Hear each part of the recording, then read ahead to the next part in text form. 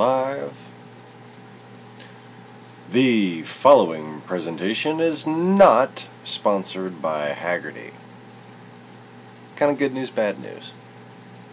The good news is that means that this is an honest endorsement, and the information you're seeing is the actual personal opinion of the proprietor of this channel, yours truly, Sean Morris.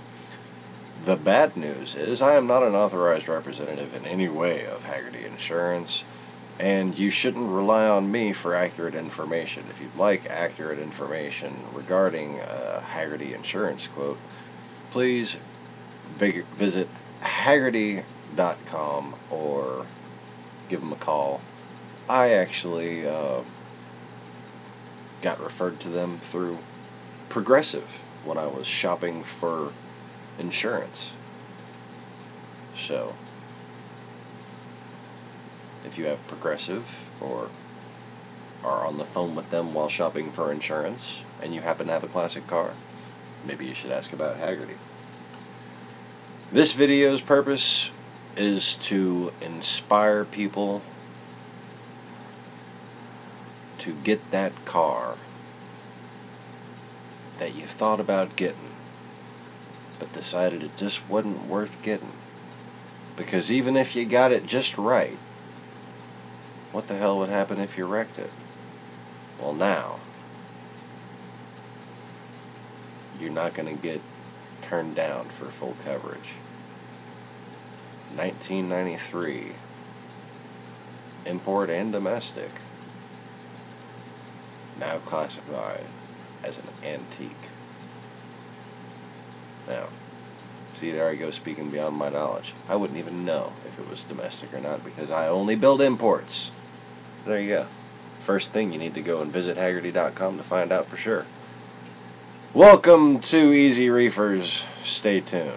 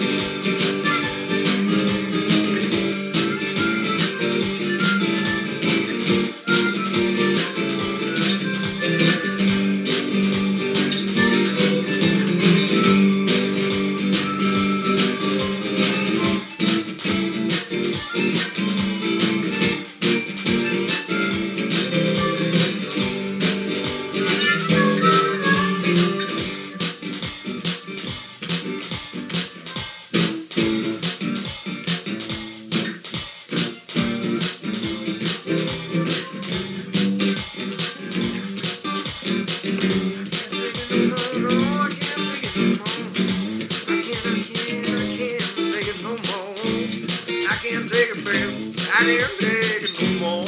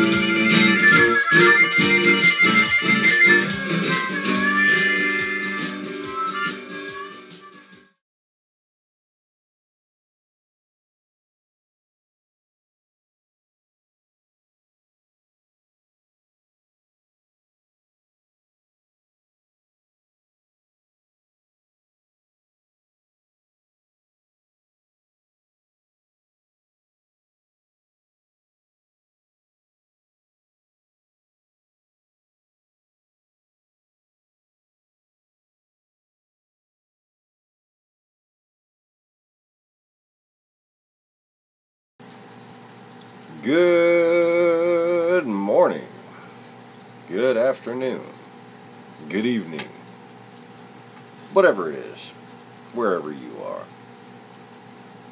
And if it's your birthday, happy birthday. Welcome back to the Easy Reefers Coastal Restoration channel, where we take a realistic and often even, one would say, conservative yet responsible approach to stewardship and caretaking of the environment. And, well, you can be a car guy and still be doing it for the environment. And here's why. Mechanics, and I don't even care if they listen to Rush Limbaugh every day, mechanics are the most active environmentalists in the world. Oh yeah. Might not want to tell some of them that, but to fix a car is to save a mountain. Okay? And if you ever wondered why I went from wanting to start a car business to wanting to do aquaculture, well, to me they're in some ways the same thing. One allows for preservation, one allows for conservation. Two different things, okay? And the reason why people have lost the identity of the definition of that is because conservatism has become, well, let's just face it, there's nothing conservative about it anymore.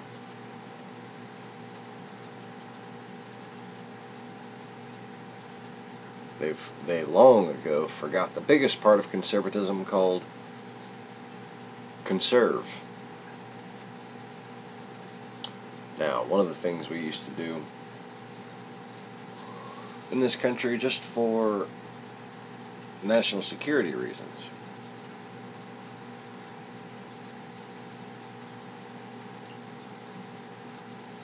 wow, just Leo is all over the place because Smurfette's sleeping. Kind of hilarious. Oh wow, my auto top off is way out of control. Okay.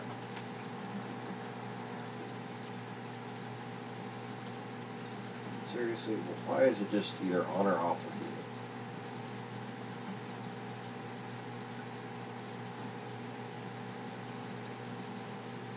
This is too much or too little ever since I replaced my old top-off hose. So anyway, perfect timing, Dingo.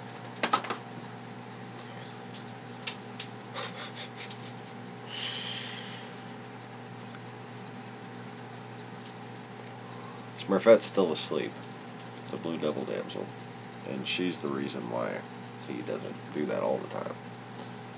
So he's just having fun, like, hey, look at me, it's my tank, I got this whole tank to myself, everybody else is asleep, woohoo, party! You know, he's running around the house naked, just shaking his dick around. And speaking of running around the house naked, shaking your dick around, back to conservatives.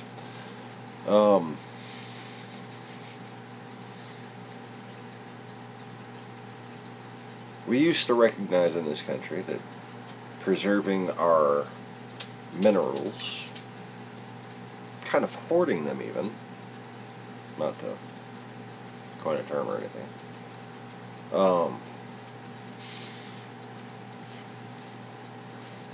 was good for our long-term security and stability, both economically and, you know, otherwise. Well, conservatives have lost sight of that in their fight, and that's all it can be described as, is a that's all they fucking do anymore.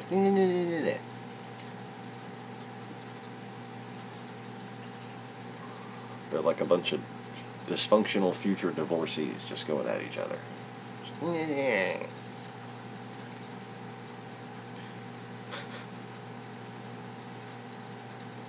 Oh, and especially on CNN. Oh my god, like what? CNN ought to just change the divorce court. That way the level of just bitching at people, bitching at each other that happens would make some sense. You want to just hear two people bitch and not listen to each other? Watch CNN. Anyways.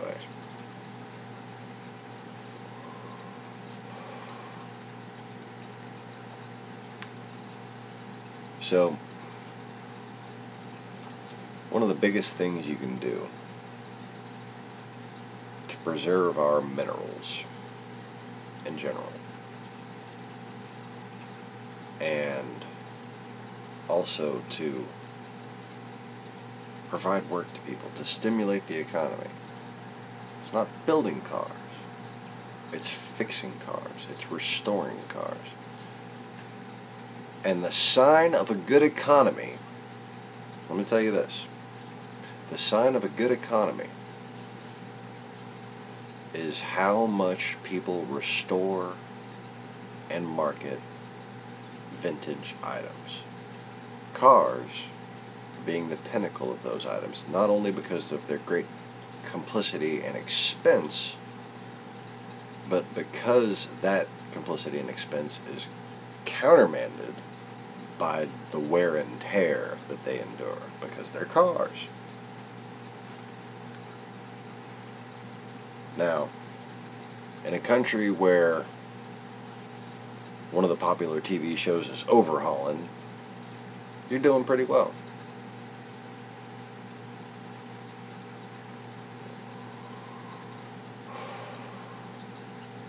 But when it goes from overhauling to, say, Jersey Shore, you've got a problem. And now we're in the post-Jersey Shore apocalypse of, well, the most popular show on TV is reality.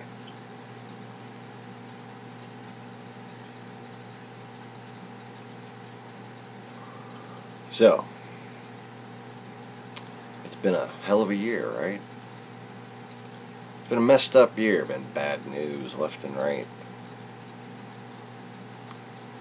It's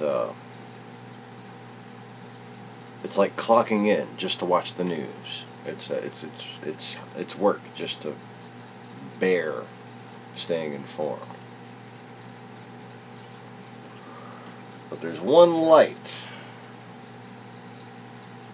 that isn't at the end of the tunnel. Oh, if you got the extra money right now, now is a good time. Because now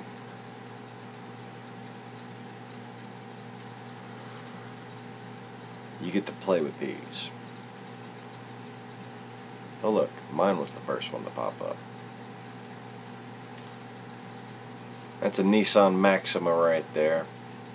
Probably the best ass in the sedan business back in the early 90s.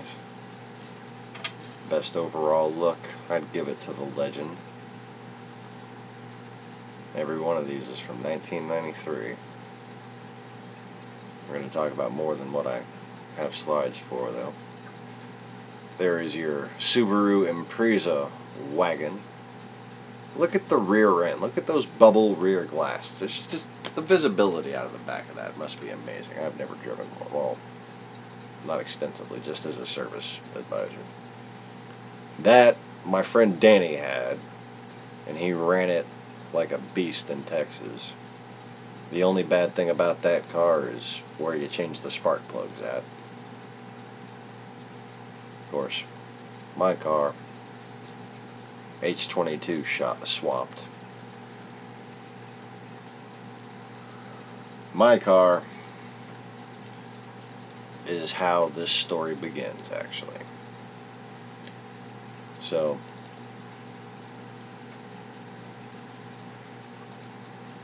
I called up Haggerty today. And, well, actually, I called up Progressive and Go Auto and State Farm and fucking other shit that my wife looked up, and was shopping around for insurance. But as I was on the phone with Progressive talking about, hey, my car's 25 years old now, can I get collector car insurance? Because I hear that's a lot cheaper.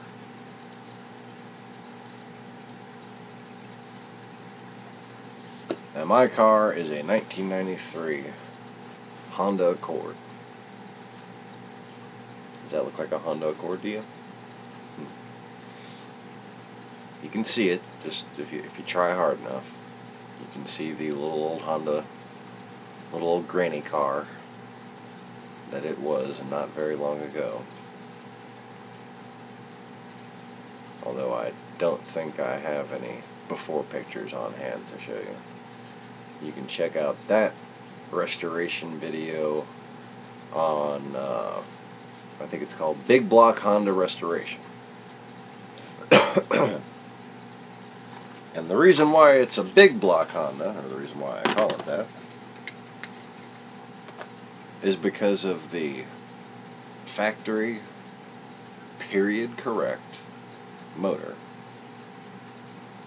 that actually came from a touring car Honda Accord in Japan.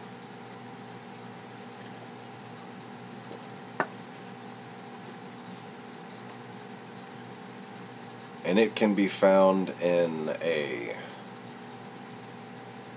94 to 95 Accord SIR. It can be found in a 92 to 93 Prelude SI VTEC. It is an H22A dual overhead cam VTEC motor. My particular one, coming from another Accord, had just the right kind of transmission for my liking. And actually, it took a little rewiring because the Accord that it came out with was one of the first, actually the first Accord, but one of the first Hondas to try paddle shifters. And now the gears are directly linked to the center column shifter, where the granny gears can work under braking, kind of. And it's a big kick in the ass. It's got a whole lot of torque. I've got Prelude style headers that I port polished and wrapped. It's got a cold air intake and cold air box. Everything on the inside is factory. I've got a factory spec catalytic converter, California spec rear pipe for the additional 1/4 inch worth of flow, which actually starts out as an extra 1/2 inch of flow and tapers down. And then I have an EX muffler on there, which has a second tailpipe. And I told Hagerty I swapped out the motor from Japan. Period correct replacement. Much lower miles. Told them about the exhaust, told them about the cold air intake. And they were cool with it. I told them, they asked me what kind of horsepower. Present condition, I'm running about 170, so that's what I told them. You don't want to tell your insurance company your high numbers, that's all I'm saying. Like, yeah, it needs an oil change. About 170 right now.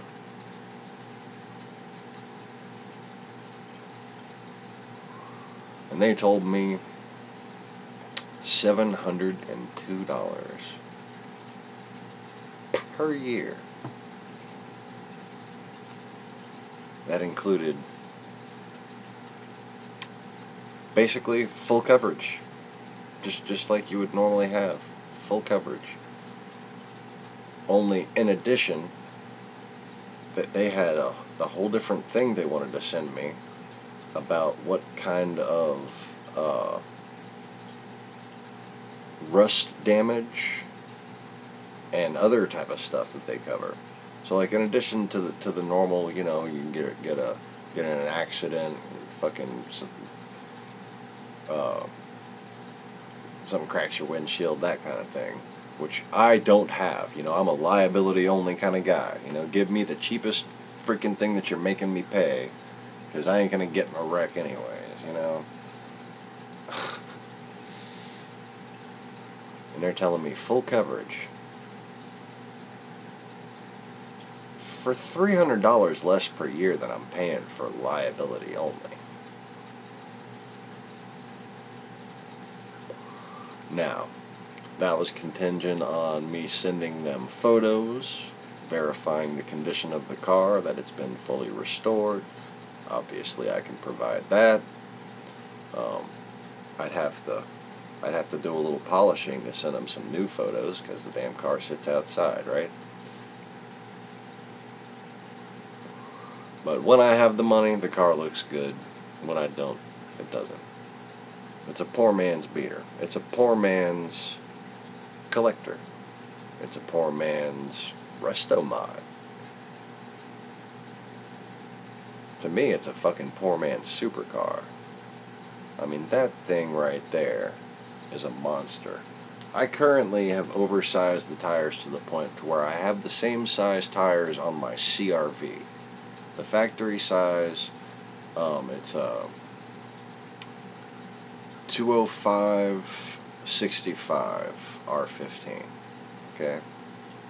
That's a big, fat tire. And I have them on there for 2 reasons.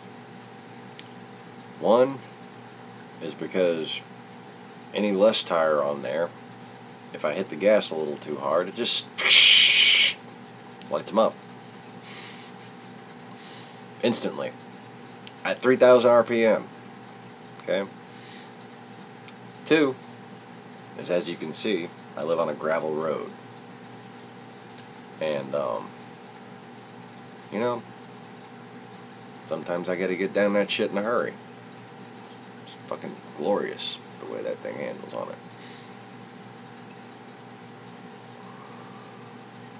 But what I've done to this car, I've done in a period correct manner. I have factory rims from another Accord, factory motor from another Accord. I have the modifications that you would find at the time, and basically a selective, tasteful compilation of them, I think, in addition to a factory style lip and an actual factory spoiler from the coupe model. And the reason for the little chrome strip at the bottom is because, well, it was a cheap ass eBay lip, and I didn't like just the sharp skirting edge right there, because being as it was made of ABS, how the hell are you going to get paint to stay on there for more than like a couple of weeks? Like, even if I was to do a high quality urethane paint job on that, it would just chip right away. So my idea was to put that little chrome stripping on there because it was $5 on eBay for a roll of it, and I could apply it twice as it wore out over time. I still have that one on there. It looks like shit, but it's still on there. And what was initially a utilitarian choice wound up being, I'd say, pretty damn good looking. I think it kind of completed the look after I used the clear parking lights and the clear corner lights, blacked out the grille, and added the main indication of what's under the hood, that SIR badge. That is the badge from the Accord in Japan that the motor comes from. So I'm going to get into some of these other cars here. I have a list of some cars I want to talk about. But first, I'm going to take this opportunity to once again show off my motor. So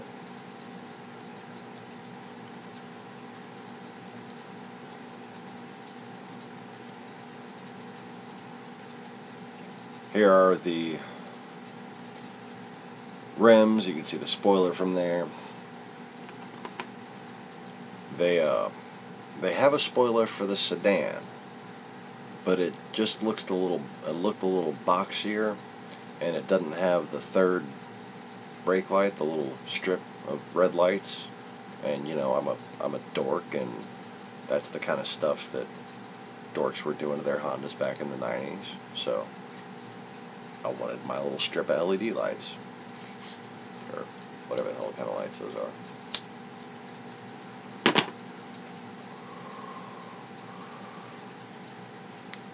And that is pretty much right after I finish polishing that paint job on there.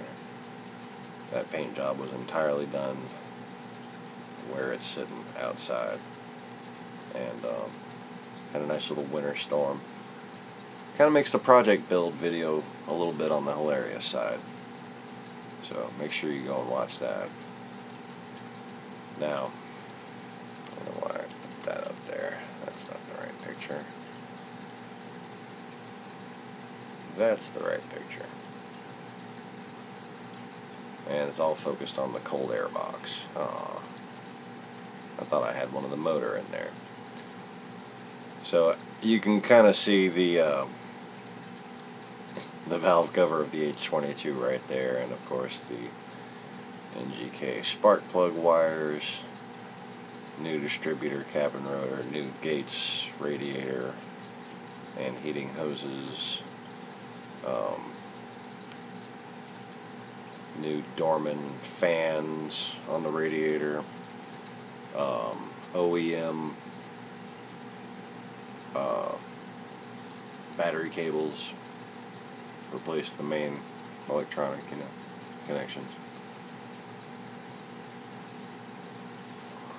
No DIY. I ordered the factory ones because I found a good price on them. And probably my last chance to get them, so I got them. And that is your Spectre Performance, as you can buy from O'Reilly. Cold air intake segments, because I like to be able to just route exactly where I want to go and have it no longer than needed. And frankly, I find that they're much better than any of the little cold air intakes you can buy, because they're wider. Those air intakes wind up being made in a way that they can be manufactured and fit a lot of different applications, and, you know, just to avoid unnecessary customer service phone calls, kind of. You go and get yourself some Spectre segments, and you can, you know, get that Spectre right up in your sphincter, or wherever you want to put it. My sphincter was made in this little cold air intake here. It sits right behind that headlight, and pretty much the air coming around the headlight and from underneath the car is what goes into that cold air box. There's a hole down there that goes down into the wheel well, and that box is simply there to keep the exhaust from the radiator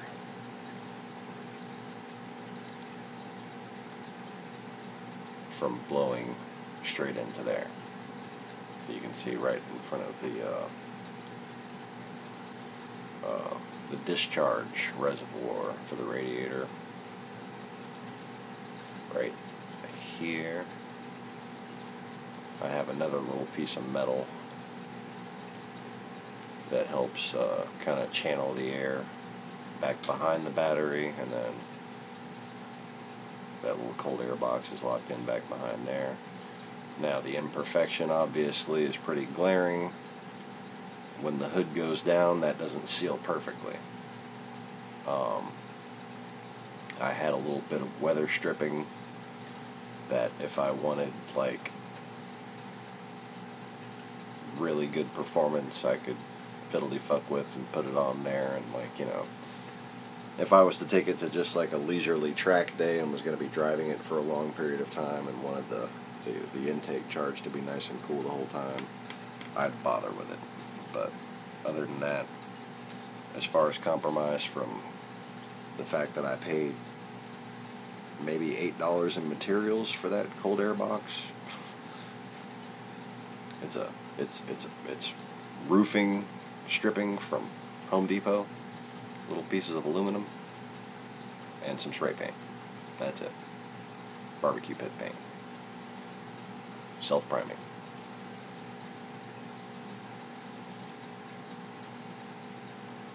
And, well, it works. It's staying in place. It's been there for several years now. No complaints. No worries. That car is a genuine kick in the ass to drive. And let me tell you, I'm old and I got a bad back, and it's nice and gentle on me. I used to have an Acura Integra, a little bit stiffer on the suspension. Had better seats though. Kind of a compromise. I wish I could put Integra seats in my Accord. Then this white man would be shitting in tall cotton. But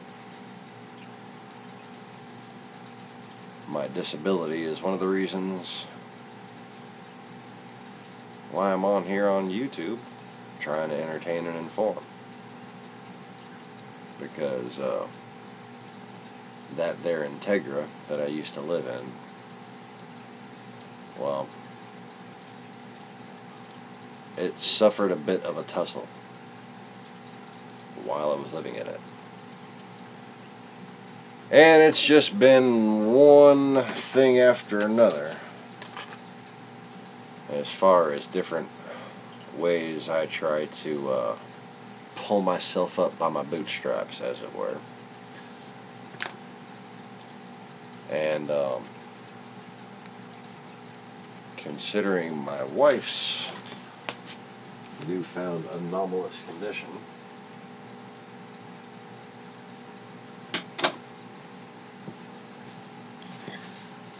I am attempting to provide valuable information here. And this is some valuable information. So let's talk about the top 10 resto mod imports for 2018. Now that it is 2018, 1993 or 92, and all the cars on the left's case, is the year to look for. Now, I've heard car guys of other makes, even Mercedes. I've heard a BMW guy, I've heard a Mazda guy, I've heard a Nissan guy, I've heard Toyota guys, I've heard Subaru guys, and I've even heard a Ford guy say that 1993 was the year for their car. And man, I said, boy, howdy, I agree 100%. Right on, my brother. Because when you're dealing with Hondas, 1993, to me, is the sweet spot. Now, it bleeds all over, it bleeds up into 1995 on a couple of models, if you want newer looking models. But there are some generations that the last of that car and the best made of that car was in 1993. And now that those, the last of that generation, are antiques, the value is about to go up. And what makes the 92, 93 cars so restorable to begin with increases their appeal all the more now. And that is the fact that they use OBD1 computers. Before that, we were on OBD0, which is just basically useless. OBD2, you might be familiar with. That's the one where you can plug the little thing in under your dash. OBD1, you have a jumper. And what you do with that little jumper is you connect it. And you get your diagnostic information via flash codes. On most Honda models, it's just the check engine light will flash. And it'll give a long flash and a little short flash. Long, long, short, short. The long flash is the tens place, the short flash is the ones place. So your code is 42, or whatever.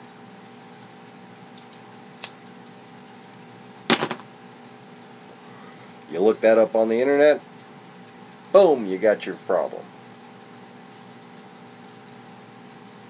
Not too much of a pain in the ass. And let's face it, if you're only using little cheap diagnostic readers, it's not much different. Now, the emissions difference is a lot more apparent on other makes, as far as I know, than it is on Hondas. But one of the big things about OBD2 versus OBD1 is the use of dual oxygen sensors in the exhaust train, and that allows for finer tuning of the fuel mapping, which allows for more efficient and accurate gas mileage.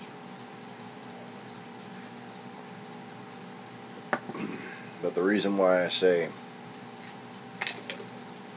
it doesn't really matter with the vehicles on the left side, except for maybe the Acura Legend,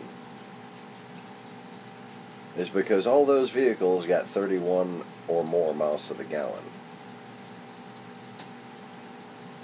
back in the early 90s. Oh yes, they did. In fact, my 86 Prelude got 31 miles to the gallon. My 88 Integra got 31 miles to the gallon. 80s models Accord will get 31 plus. 80s models Civics can get up to 60 miles per gallon, depending on the model. Those are the kind of numbers that later model OBD2 vehicles from other brands managed to achieve in the late 90s and early 2000s.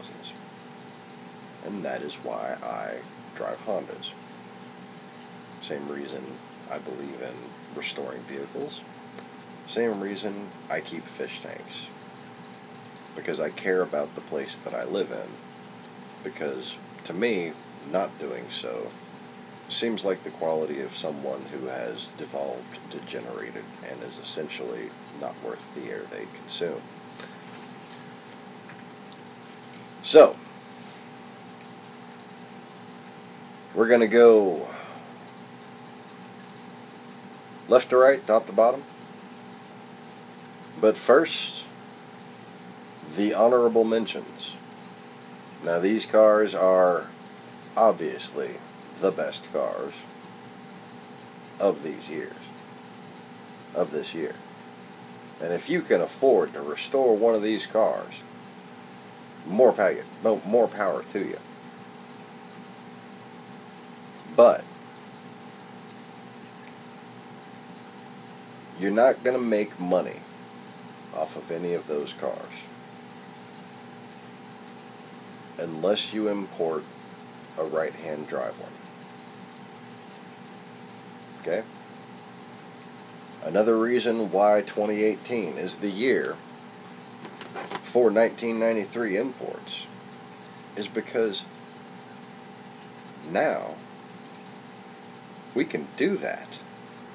We can get right-hand drive cars and drive them on the roads in America. Finally. Now, that may be restricted by state. Check your local blah blah blah for further details. But that's what I heard, and I'm sticking with it. Because for the purposes of that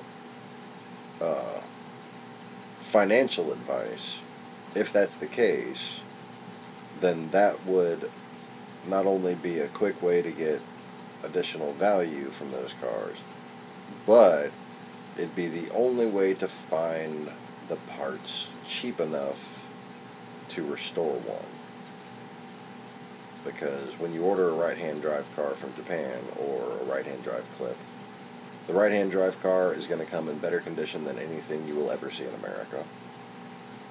And, well, the right-hand drive clip takes care of a hell of a lot of parts that you're just not going to find cheap around here. So, obviously, the conversion is for crazy people only. So if you're really just trying to do this from an investment point of view, you'd want to consider getting your hands on a right-hand drive car.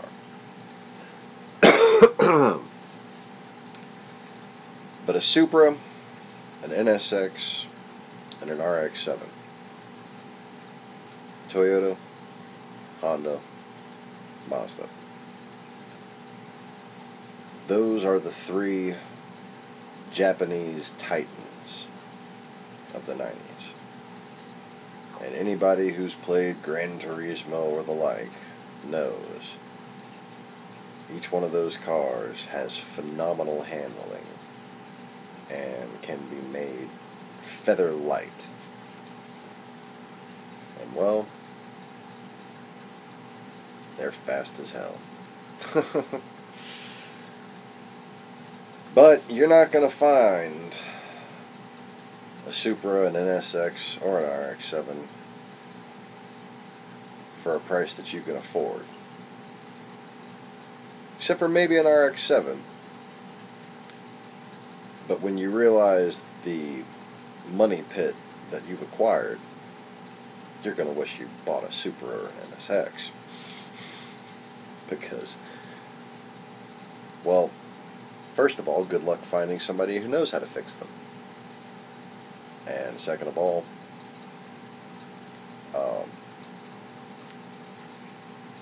saying that they know how to fix it and actually fixing it to where it'll stay fixed are completely different things, because that's a dual rotor car.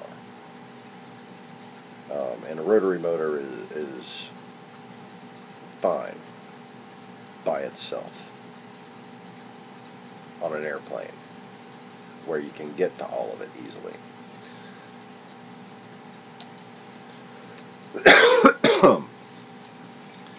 You know, in fact, those motors are so easy to operate when they're on the front of an airplane. It's a wonder why their pilots were so depressed. Never mind. Sorry. Too soon? Too soon for a kamikaze joke? Yeah, okay, anyways. Moving on. Obviously, I adore the Japanese. And, no, seriously. I wish the movie The Last Samurai was about me. I fucking love the Japanese people. Seriously. And it's not just because they build the best cars for the money ever. There's just so many things about Japanese culture.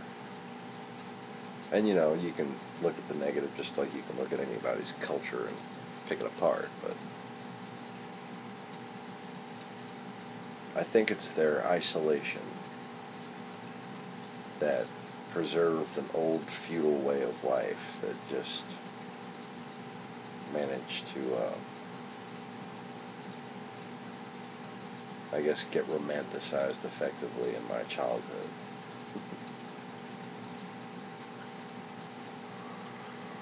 And when it came time to buy my first car, I was about to wind up homeless. Which sucked because I just had a job interview at Pizza Hut. I was staying with a friend of mine and her boyfriend. And he was the main rent payer. And then she left him. And I made friends with him. We were cool. But he wanted to leave town. And he did. And he was packing up all his shit. And I was working for this contractor and doing trim paint. Which is, you know, you pay people who barely know how to paint the walls. You pay somebody who's good at painting to paint the trim. And then overall the job looks better. I was the guy who paints the trim.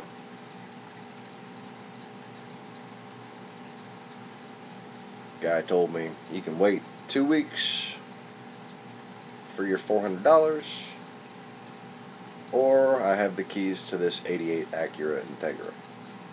So I took my Acura Integra, and I wound up living in that. And I'm not going to bore y'all with the story of how I wound up later on living in a completely different Integra. But let's just say I didn't go from that car straight into the other car. But first on the list is what I had. A 1993 Acura Integra. My white one.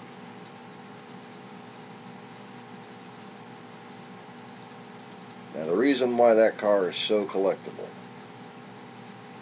is because of a particular model that was only made for the American market, and that is the 1.7 liter GSR VTEC. Now that engine block is difficult to find, But you can do a period correct resto mod, and I did, off of a much less expensive and some would say better performing overall engine. Certainly a longer lasting engine. That's the B16A out of the XSI Integra from Japan, which is basically the GSR minus 1/10 of a liter.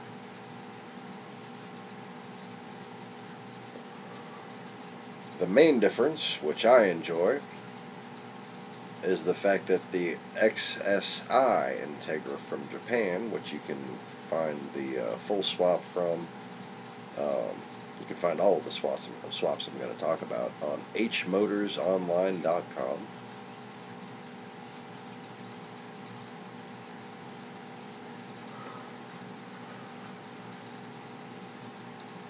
It comes with the ECU, comes with axles, comes with motor mounts, comes with alternator,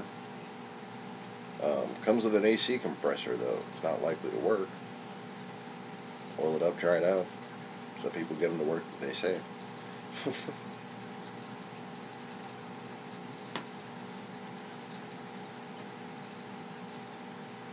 Now, what I'm going to talk about are the bolt-in swaps to these cars.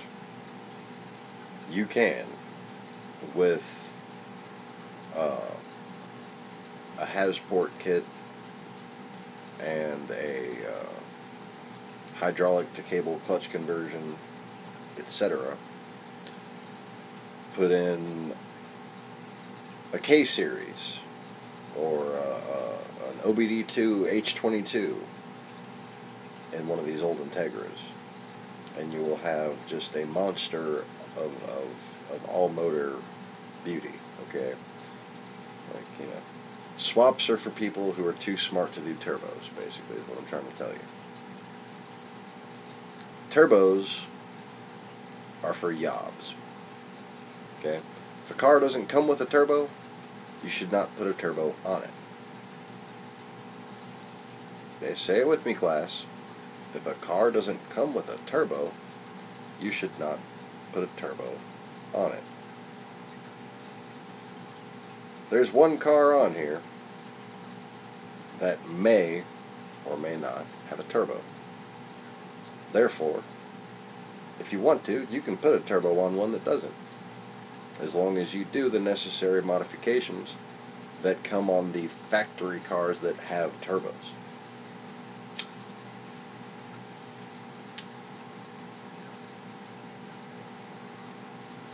Does anybody know what that is? Feel free to chime in the comments.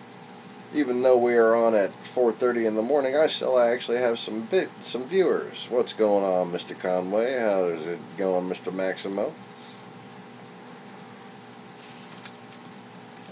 Happy 420. I was broadcasting around 4 a.m., so I just decided to be a smartass and put 420 in the time. Anyway. Oh, look, Leo's in the pot with mine. That's good. Starting to worry Smurfette was going to come out and tear him a new one. So, the Subaru Impreza comes in a WRX, and I believe they made an STI in that year too. But you don't want to get the STI. You know why you don't want to get the STI? Because someone destroyed that STI. It might look like someone didn't destroy it. It might look okay. Someone might have done a good job polishing that turd. But because it is an STI, someone has destroyed it. Unless, of course, you get the right-hand drive model from Japan.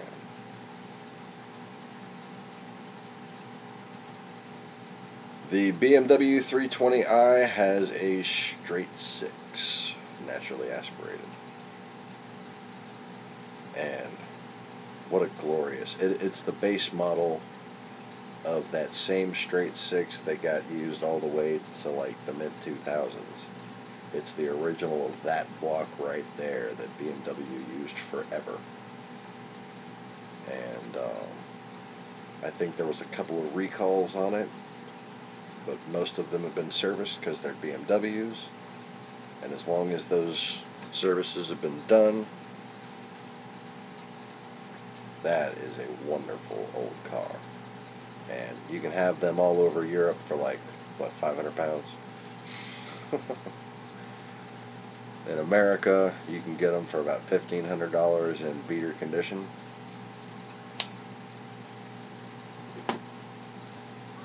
If you're going to try to get one from a used car lot in good condition, you're probably going to pay about $5 grand for it.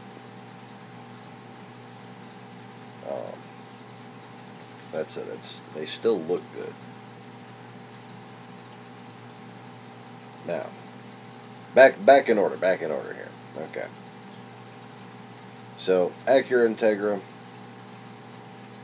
of this generation, of 1993. If you can find a 4-door, you're a lucky person. That's a pretty rare car. Not many people think that the 4-doors look that good, but I still think a 4-door would be a great thing to do a VTEC swap in. Just because it's actually something that was done for touring cars in Japan back then. So you'd be doing something truly nostalgic that JDM boys back home don't even know about, you know?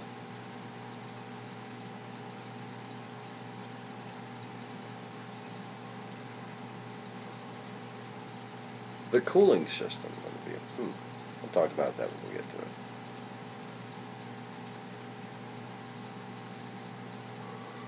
So, next on the list is a Honda Prelude. Now, you're not going to get many of these for sale. People who have Honda Preludes are even less likely to come off of them than Integras. There aren't the college girls and feisty grandmas who had Integras and are okay with letting them go because they got something newer. Somebody has a Prelude, it's either nice and they're hanging on to it, or they're letting it go because they have no idea what they're doing and they shouldn't have it to begin with. But a Honda Prelude, it's not a sports car. It's not a drag racing car. It's not a quick car. It's not even a fast car. My motor, the H22 VTEC, can be found in that car, and it's still not going to be a fast car because it's heavy. What it is a highway car. Still get to 31 miles to the gallon on the highway in 5th gear cruising.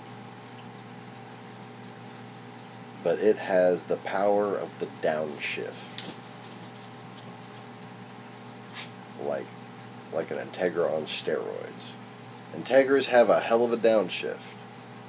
Okay, what makes them so fun to drive and what makes them so fun in traffic is your ability to go down a gear and just pop right the fuck in front of somebody. Okay, well, a Honda Prelude does that at a monstrous level, which is why my Accord does it at a just, Godzilla-like level. Can't take off from a standstill. It's too heavy for that 4-cylinder. It can't provide the torque. But when it's revving, when it's already spooled up, when it's got momentum on its side,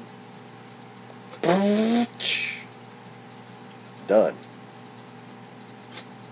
Pop it down a gear, gain 12 miles per hour in a second, and you have completed the pass.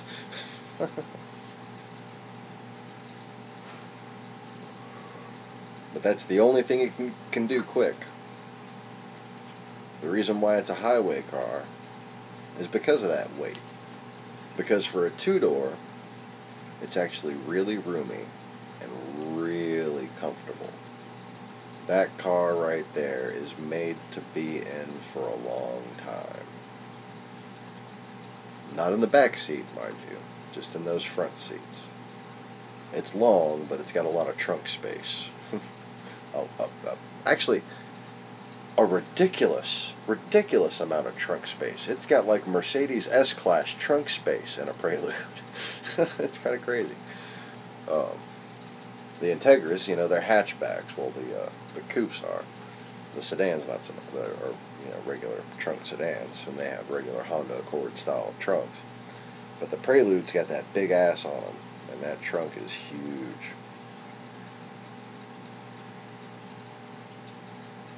Now, I'd like to draw your attention to one of the most underrated cars of all times. And that's a particular trim level of the Acura Legend. The 92 to 93 Acura Legend Grand Sport, or GS. Now, the main reason why I like that car, I'll admit, is because of the parts I want to cannibalize from it to put on my Accord. Namely, the dual piston brakes. Oh yeah, it's got dual piston brakes on a 93.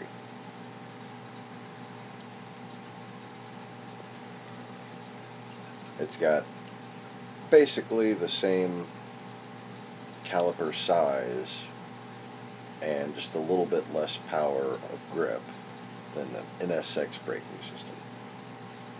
Granted, that car is heavier. It's a luxury sedan. But the interior, I've considered taking those door panels and trying to modify them to fit my Accord until I found the anniversary edition door panels that I wound up getting. The interior is just beautiful. The leather is so soft and comfortable. The seats are shaped perfectly.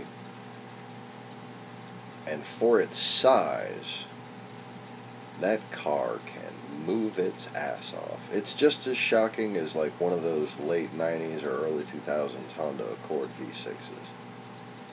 The 6-cylinder in there, I believe it produces 200 horsepower and 240 pounds-feet of torque. And it really, it's one of the first VTEC V6 engines. It just kind of gets it done on the highway. And the handling, for the smoothness of the ride, the difference that you find mechanically between a Lexus or Cadillac or any other car and an Acura is that an Acura is always built more like a BMW. Honda's the same way. And that is the combination of dual wishbone suspension and thicker, stronger front sway bars or anti-roll bars.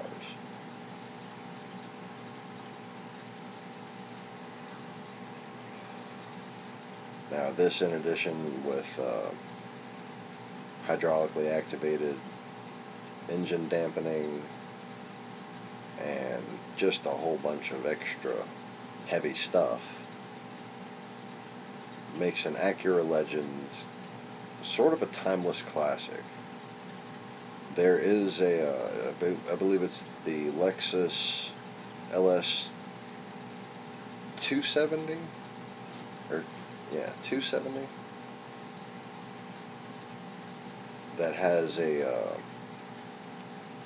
similar look to it, but that didn't come out until 96.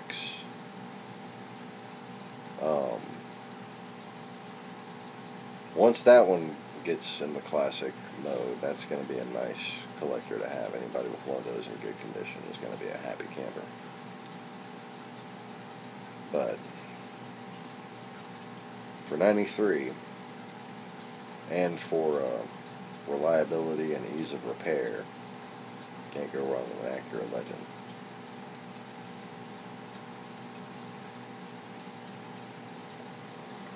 And similar to an Acura Legend, but a little bit lighter, well, quite a bit lighter, and available in a 4-cylinder. Of course, my favorite, the Honda Accord. The reason why it's my favorite is because I like the overall rigidity of a sedan.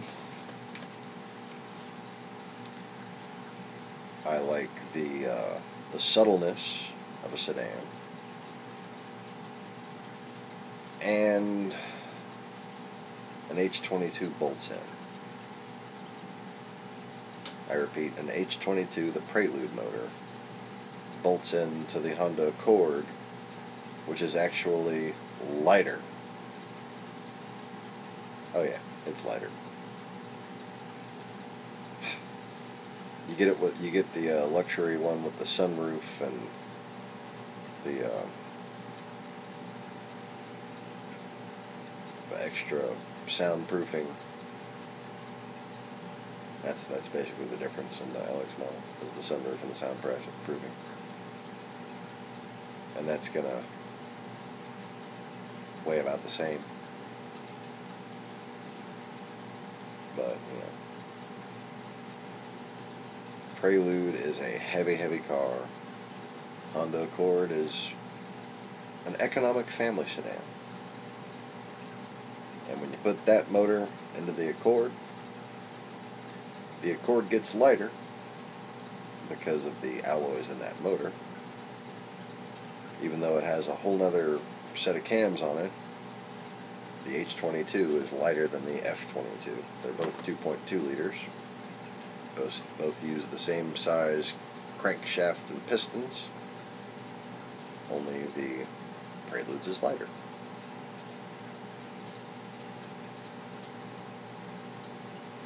And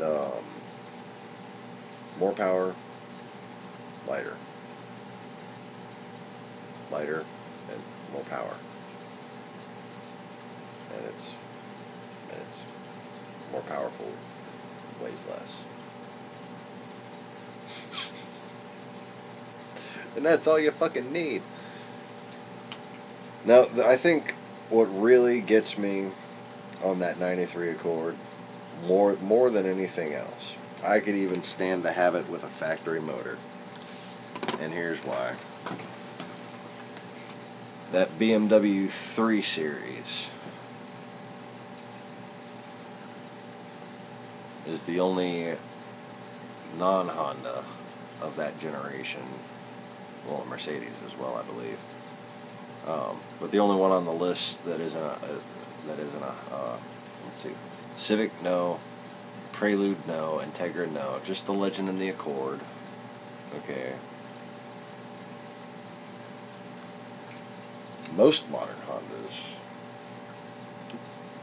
have forgotten about this. Suspensions have, by and large, gotten a lot cheaper, actually.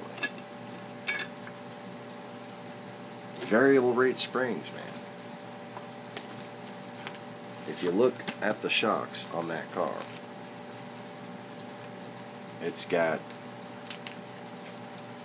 two different thicknesses where the spring kind of has a wide spacing for a little while, and then it has a really thin spacing.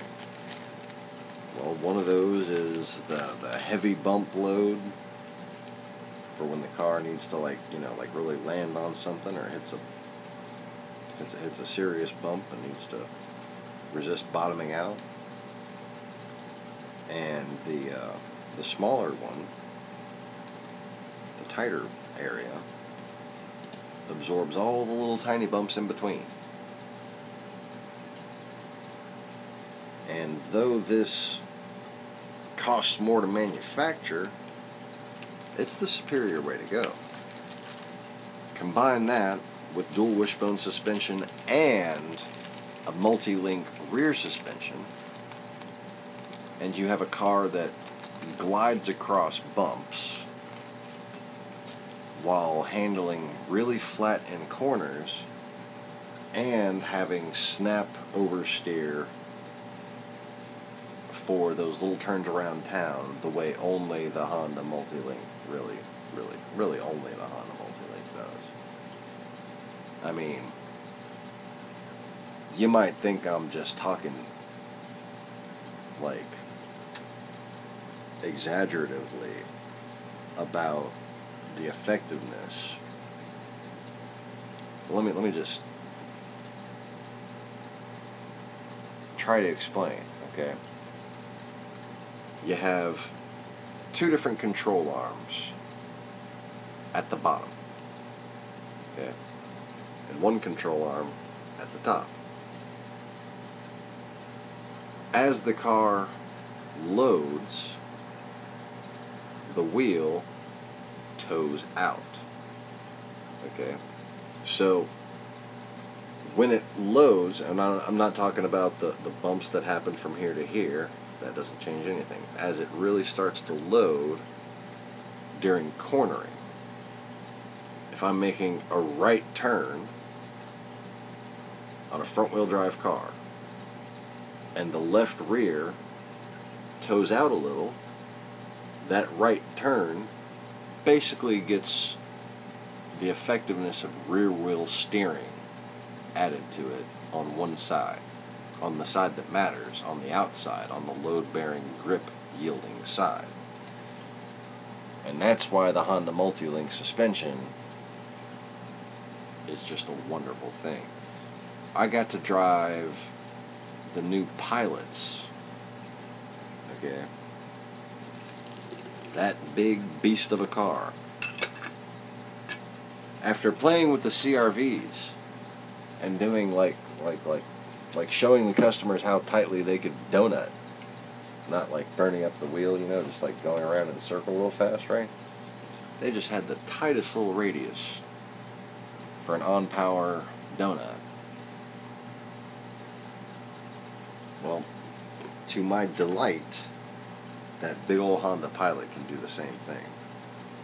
And if you're coming around, if you're driving around town and you have to stop and turn right really quickly, you want that multi-link. Oh, you want that multi-link. In fact, if the 300ZX would have had that multi-link, I probably wouldn't have wrecked it the first time.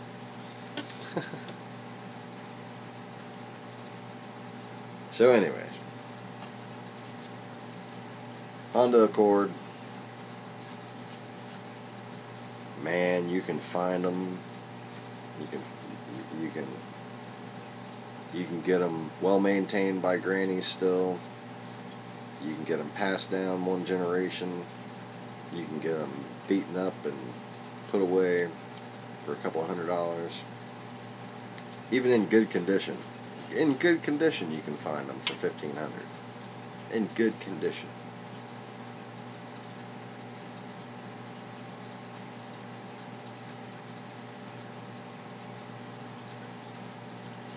With working AC for $25.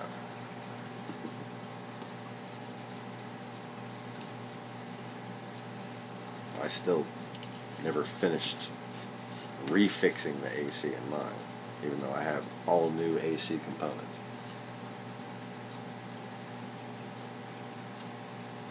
But easy car to have, fun car to work on, easy car to work on. Pretty much goes together, comes apart like Legos. And speaking of cars that go together and come apart like Legos, let's talk about the Honda Civic. If you can't find one of these for sale for under $500, you aren't looking. Okay? Chances are you can find one for free if you look hard enough. Oh yeah, you can find one that somebody forgot about that doesn't work anymore, and that's the one you want to get. You see, Honda makes the brake lines and fuel lines from the front to the back of the car out of very high quality steel, spring steel at that, so it's not going to break.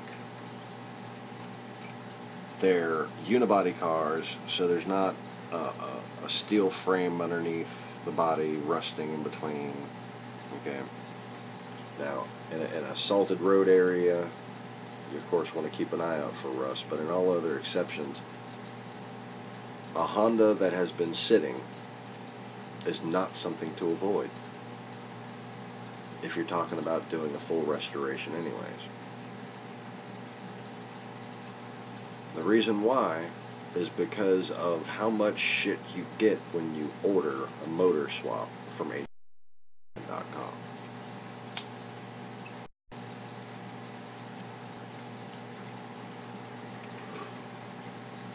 Now again, you can call Steve at H Motors and tell him Sean Morris from Texas and New Orleans sent you, and he might remember who the hell I am, or at least pretend to, and he'll hook you up. But this is not in any way a paid endorsement. I love Steve because I love the motors he sent me.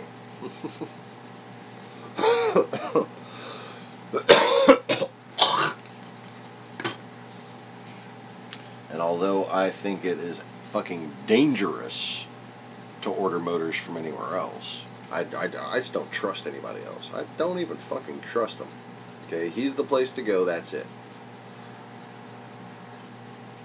He's still paid to endorse me. Okay, that's my personal, actual, honest opinion.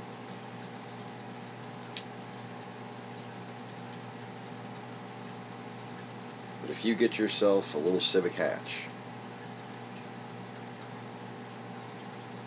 you can get yourself a CRX motor. You can get a B16 VTEC. You could even get a Civic Type R engine if you wanted to. But that wouldn't be period correct. But you can get an OBD1 B16A VTEC with 170 horsepower and 115 pounds-foot of torque. Yes, just little tiny torque numbers. I think actually it's 111 pounds-foot of torque. Yeah, wait.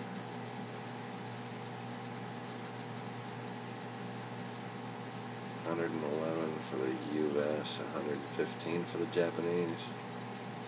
So yeah, 170 and 115, I think.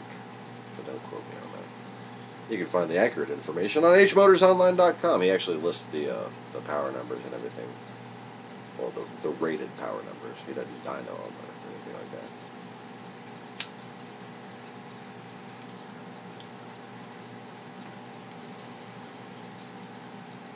So, to take a 93 Civic hatchback and convert it into its own little virtual version of a CRX, you can go and look on H Motors Online or on eBay. If you're going to buy from someone else, I recommend eBay so you can give them feedback until they build enough of a relationship with you to where you trust them.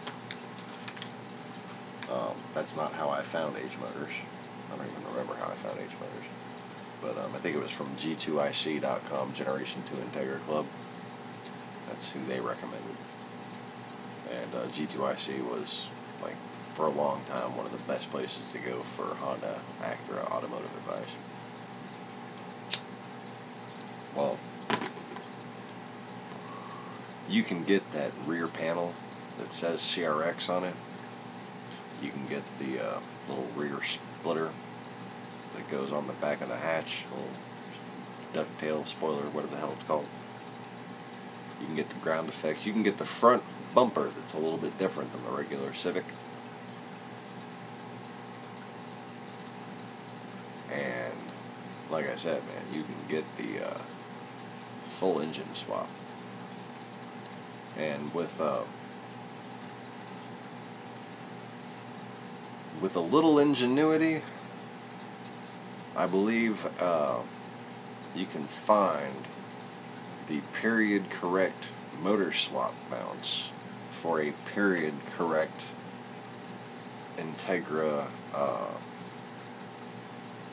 engine swap, because they're both B series, and swapping to the 1.8 liter of the Integra was a big thing back then.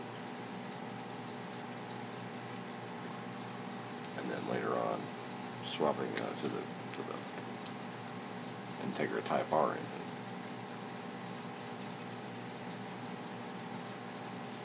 But for period correctness, if you wanted to have a little bit more pull, you could go with the B18 out of the Integra in your Civic, which isn't much of an upgrade from the B16. It's kind of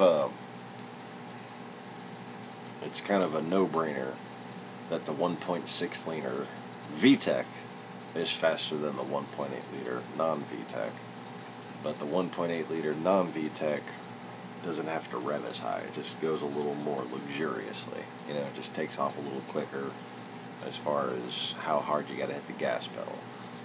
The 1.6 liter can take off quicker if you rev it up. And of course it goes faster overall. Certainly faster on the top end. Oh, way faster. But with the 1.8 liter Integra motor, it'll be quick, it'll be a fun car to drive. You'll be less enthusiastic about abusing it, so it might actually last a little longer, because you won't be sitting there trying to hear the VTEC with a 1.6 liter with a B16A. You're gonna want to hear that VTEC. You're gonna waste gas over and over again just to hear it go.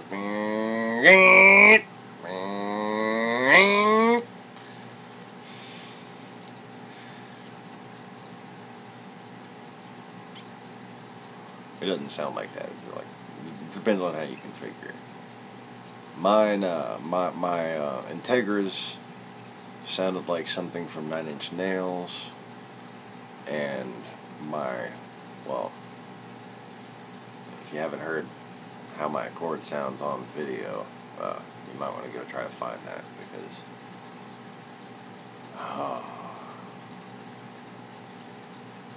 it sounds good. I should go make a new video with the new camera as soon as I figure out what the hell the Russians have done to my phone. Yeah, they got the new one hacked. I can't record videos again. Isn't that great? But as soon as I can, I'm going to try to remember to go take a new video and see if I can get a better VTEC noise from my car, because its VTEC sounds like it just turned into a V8.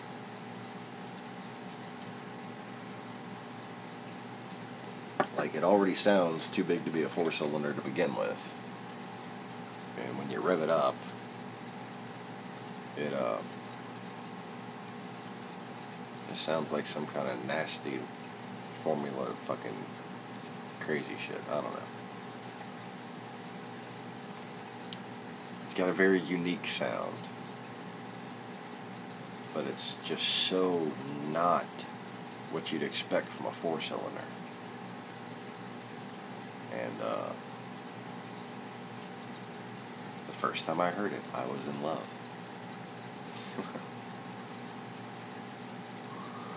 So now let's get on to the non-import import, which Mr. Conway probably knows I should qualify as an import, but most American people would be like, that's a Ford, it's not an import.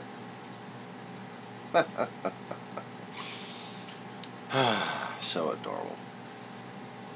See, the reason why Ford made an Escort, and the Escort was a good thing, it worked, it drove, it actually kind of handled well, great gas mileage. It's because they made them in Europe and Australia.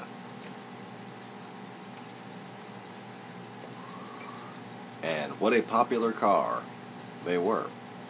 Still are, actually. And in 1993, they made one that, if you can find them, they're good cars. Similar to Hondas in a lot of ways on the inside, and that to me was impressive. The one complaint I have about them, okay, the performance was silly. Okay, just a good fucking performing car. Okay. And I'm talking the wagon. I'm talking about the red wagon that I just showed you. Danny's car looked just like that. Okay. The interior space was amazing. The storage, the cargo area, huge. Okay, much bigger than the Subarus. But the fucking spark plugs. What the hell? I can't even tell you where they were, because I don't think I ever found them. I think he told me on the phone later where they were, where they wound up being.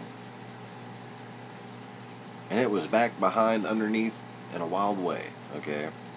I'm pretty sure they were designed to be serviced from underneath while the car's up on a lift.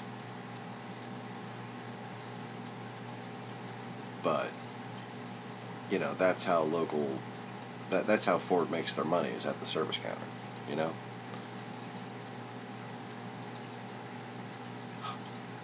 Anybody who's had one of those cars, you know what I'm talking about. You're not going to be able to get to them spark plugs easy at all. And, well, all those cars on the left, you can just basically see where the spark plugs are as soon as you pop the hood. They might be covered by a little 4-bolt silver valve cover. That's it. Or valve cover. Yeah.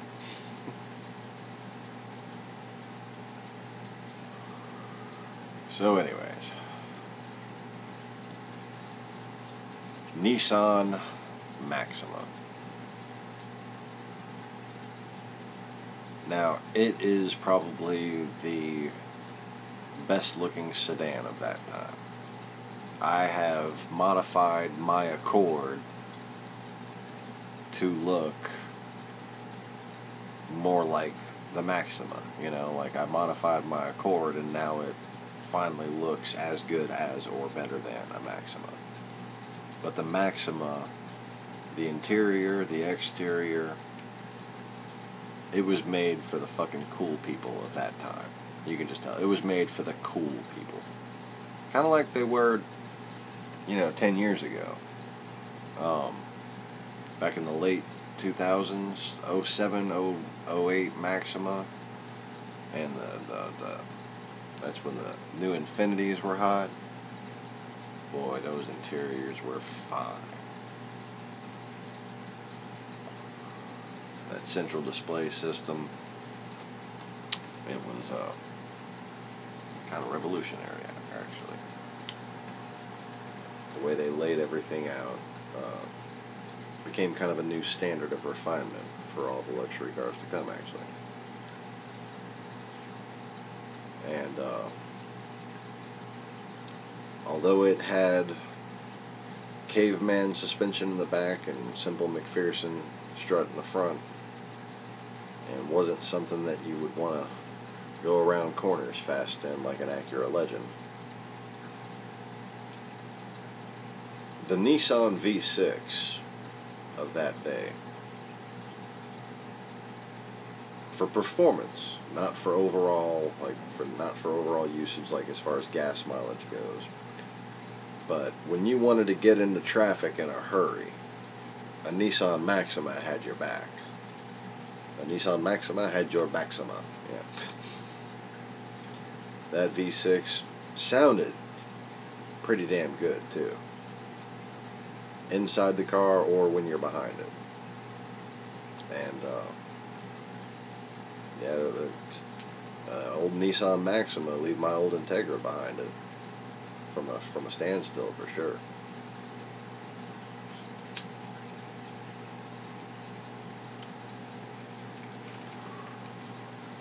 Now, if I were to put it in neutral and rev it up and pop it in a second, like I do on a drag strip, that'd be a different story. But let's face it, I didn't do that on the street. That would be highly illegal. Just asking for trouble, you know? But speaking of luxurious cars that are there when you need them, cars that set standards for luxury, the BMW 320i. In Europe, it's just a car. A well-made car. Made by Zajevans. But here, we don't even know that it stands for Bavarian Motor Works. A BMW is borderline exotic. Now they've become a lot more common, but back then especially, you had to be either a rich person or a dedicated driver to want a BMW. And if you can find one of these cars today, apparently the long-term ownership review that I read, which was pretty glowing as far as, you know, he had a 265,000 miles. Yes, I agree. Nissans are alcoholics for petrol. Petroholics.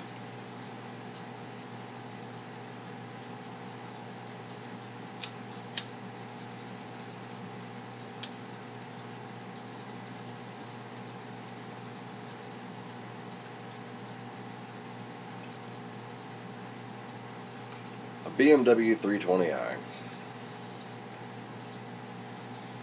If you wanted to have a car that needed no modifications to go to autocross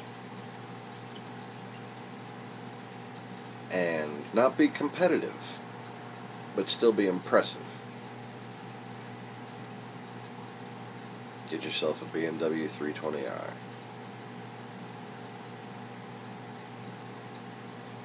Because when we modified cars,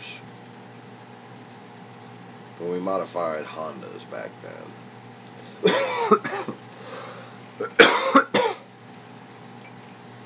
that's the car we were trying to make them more like. We would put larger rims and thinner profile tires. BMW already came with that. We tried to add more horsepower, more torque. BMW already came with that. We tried to lighten up the front to balance out the weight distribution. BMW came with 50-50 weight distribution, which was better than we could get any of our Hondas to do. And that brings me to the nail in the coffin for what makes that BMW 320i just so damn good. It's rear-wheel drive. It composes a little family sedan, but you can go out amongst legitimate sports cars and nobody's going to turn their nose up at you. And speaking of legitimate sports cars, the next one on the list, also rear-wheel drive, and let's just say one of the most legitimate sports cars of all times. Not a fast car, not a drag race car, but a quick car, and the most raced car on the bendy tracks, you know, touring, where I think it matters. The Mazda Miata, or MX-5. Now again, the opportunity has arisen for right-hand drive Miatas. That's something to think about. But you can still occasionally find one of these used guys. And, well, there's some silly options. There's monstermiata.com. You can go and put a V8 in it and ruin it and feel like a man. Or you could restore one of these things and find period correct racing car modifications that are still street legal, because there's plenty of racing specs that were still fully street legal that they've been doing for decades in these cars. And you can have a convertible if you're small enough to fit in one. I am not. I cannot even get in that fucking car. I can get in an S2000, but I cannot get in a Miata. Not an older one anyways.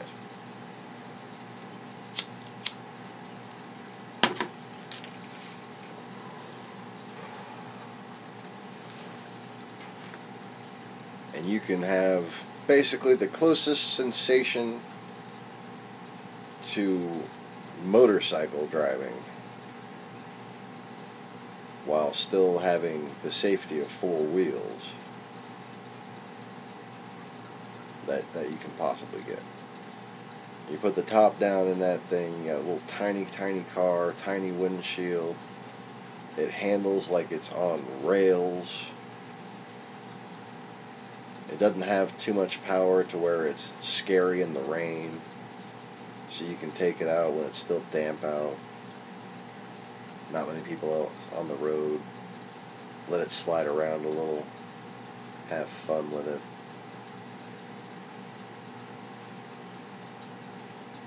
But let me warn you about Miatas. They are a gateway drug.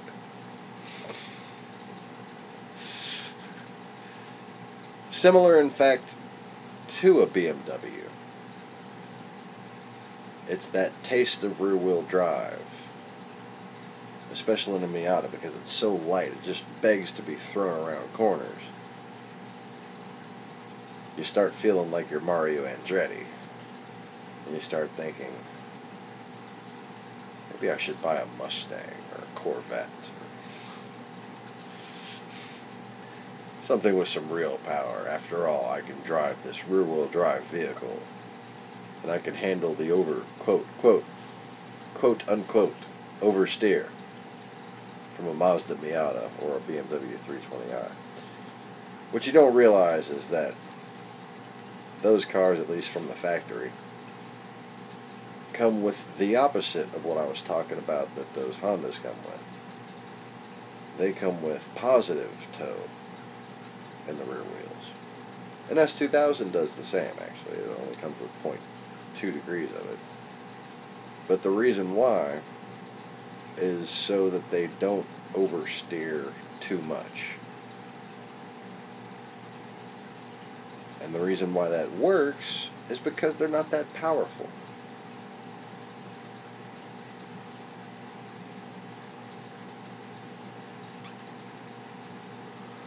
Now, just understand that. If your Mazda Miata makes you crave more power, just bear in mind that the oversteer is going to increase exponentially as the horsepower does. The only configuration you can do to compensate for this is to increase the rear toe in. Okay, so that's the front of the wheels towards the front of the car, point in more than the rear of the wheels point towards the back of the car. So the car the rear wheels become kind of like dart flights, stabilizing the car. So when the car leans on the outside right wheel and the power goes down, it tends to straighten the car out easier as opposed to having it straight to where the car will just come around. So it's fighting that tendency to oversteer when you tow those wheels out. Or tow them in, excuse me.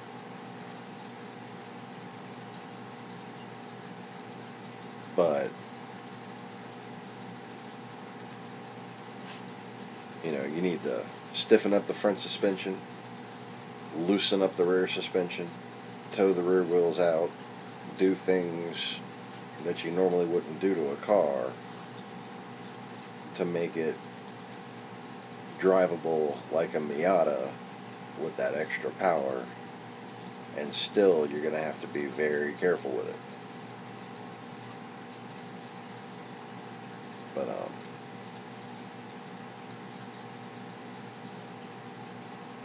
if you can avoid the tendency to get addicted to that rear wheel drive, and you can fit in one, and you're not insecure about your manhood, a Mazda Miata is a cool little car. Just make sure you put some black wheels on it, because otherwise you'll look like a fairy. I'm kidding. But yeah, it does look mean with the Steelies, that's all I'm saying.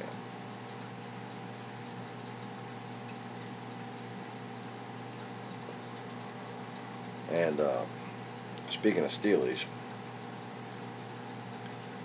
one car you will not likely find with rims. Probably the only car on this list. Well, no, the Ford too. The Ford and the Subaru Impreza are the two cars that you're going to have a hard time finding alloy rims on. And, you know, that was kind of a haptastic segue, but it worked anyways. Because the Subaru Impreza is a special car. You can get it in a 2-door, you can get it in a 4-door, or you can get it in a wagon. I love the wagon. Oh, I love the wagon.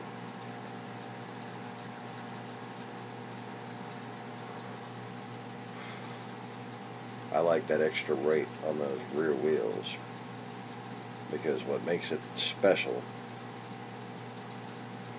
is that it is the one car on this list that is 4-wheel drive. And I say 4-wheel drive, not all-wheel drive intentionally, because it doesn't have a fancy differential system that applies power to the blah blah blah. It has a basically continuously locking system that makes sure all 4 wheels rotate at the same speed all the time.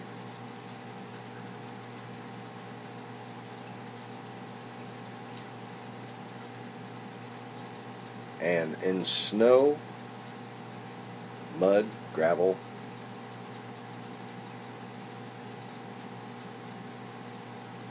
it's been proven that the Subaru all-wheel drive system is just a monster above the best.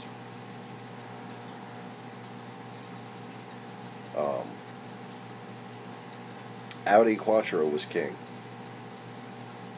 until Subaru came along.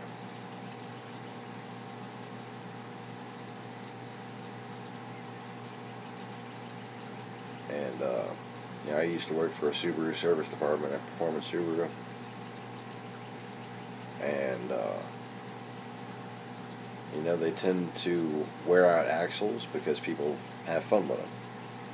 And when you downshift on a 4-wheel drive system, it'll tend to, you know, wear out the axles.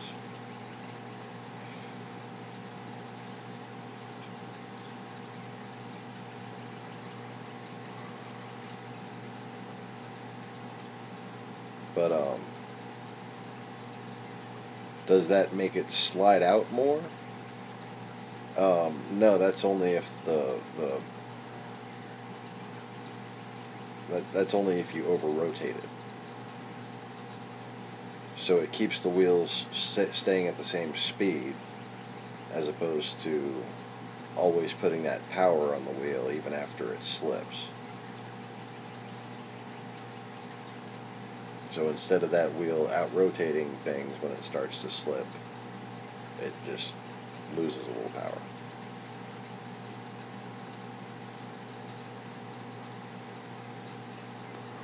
But actually it doesn't technically lose any power, it's just geared to stay rotating at the same speed as the other wheel.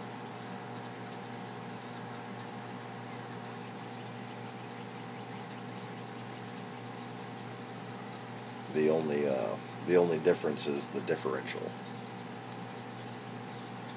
So your differential is what makes the left and right rear wheels turn at different speeds slightly, so that your tires don't wear out while you're cornering.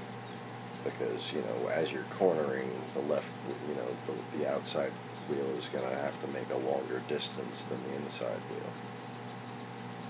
So they're going to be kind of twisting on each other. Unless they can spin at different speeds. And that is the only difference in rotation you see on the Subarus.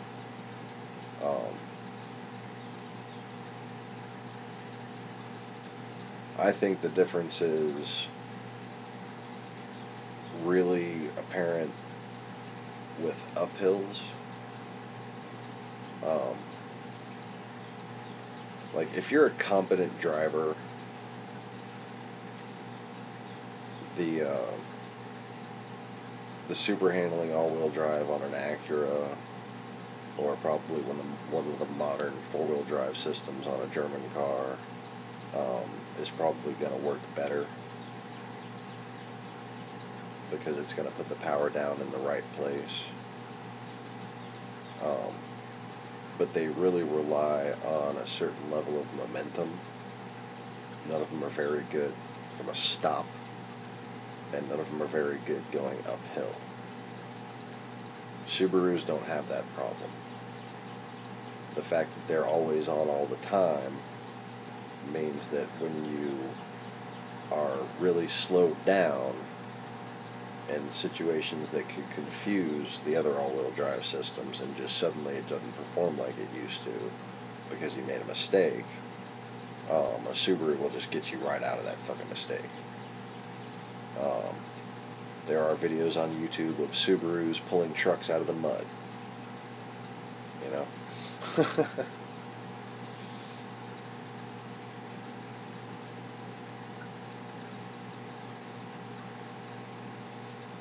And, well, they only get like 22 miles per gallon on the highway because of that all-wheel drive system, because the Boxer 4 creates a lot of torque. But they're not that difficult to service once you get used to them. And overall, most of the parts are like as reliable as a Honda Toyota, because they're by and large made in the same factories. The electronics and even a lot of the body panels are made in the same factory as the Toyota Corollas. The the Legacy, the big sedan by Subaru, is made at the same factory as the Toyota Camry, and the Imprezas are made at the same factory as the Corollas.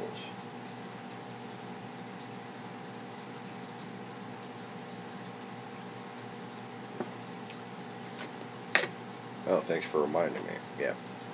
The guy at Sean's work has a 95 STI. So, even in the wagon model, and in all the other models, the 4-door and 2-door, you can find what's called a WRX. And that is a turboed version of this all-wheel drive, relatively lightweight, compact sedan.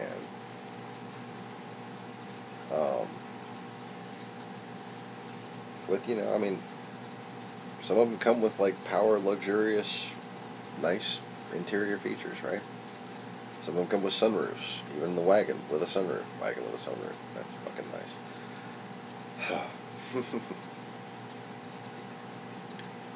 And then WRX comes with a turbo and factory intercooler that you will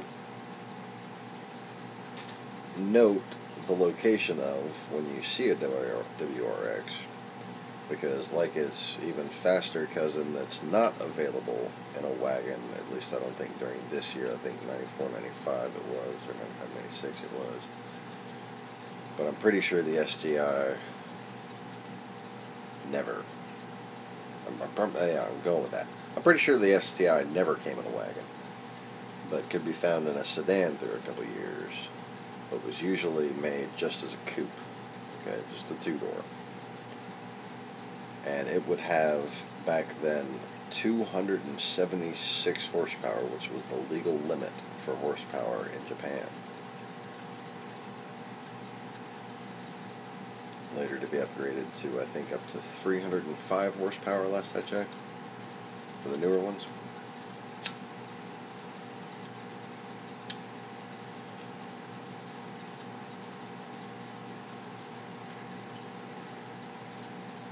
Well, the Imprezas and the STIs both have a little opening on their hood for that intercooler. The STIs have a downright hood scoop that looks like some kind of crazy drag racing thing. Well, the other thing that'll give it away, other than the big red badge that says STI on an STI, is the big old whale tail spoilers.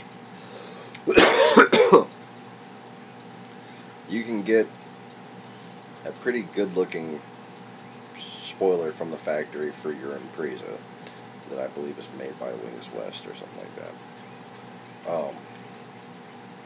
But the STI spoiler is kind of iconic. Everybody knows when they see that spoiler, that's an STI. If you don't see that spoiler, it's probably just a WRX. But myself personally, I prefer the WRX because, well, turbo, all-wheel drive, 3,000-pound wagon. Yes. Yes. I like it. It's about, I think it's 2,800, or 2,800 kilograms, so probably 3,400 pounds.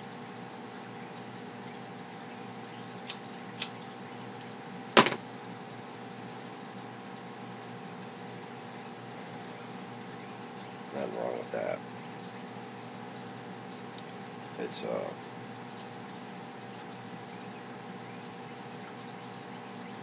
little heavier than a Honda Accord, a little heavier than a Prelude, about the same weight as a Legend, a little lighter than a 320i, about the same weight as a Maxima.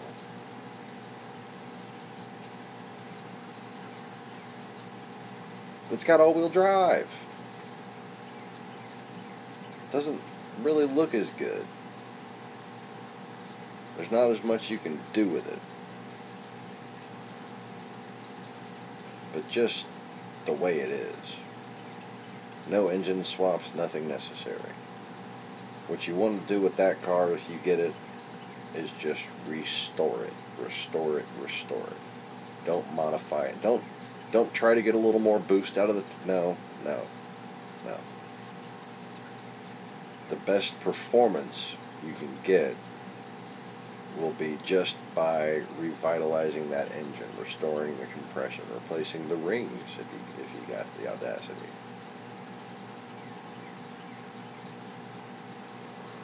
fact, rebuilding the motor, just dropping it and replacing the bearings on the crank.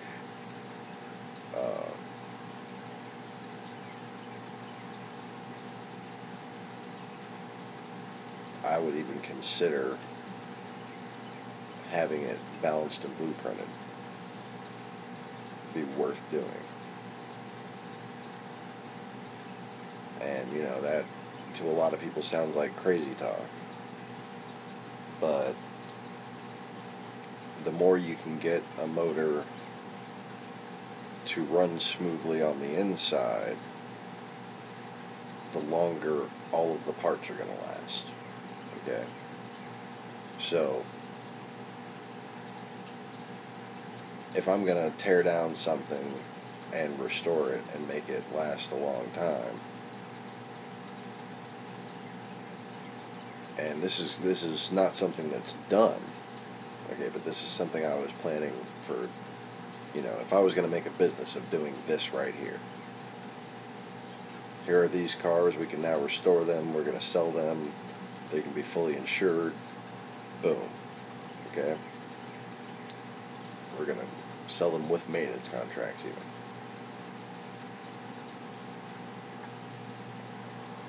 Well, I can say, yeah, that motor got rebuilt. And they can take my word for it. And they're going to take it with a grain of salt. But if I say I had that engine balanced and blueprinted, that's the kind of stuff that they do to Lamborghini motors. That's the kind of stuff that they do to Formula One engines. That motor just became the value of what I'm asking for the car. And if I'm going to take that engine apart,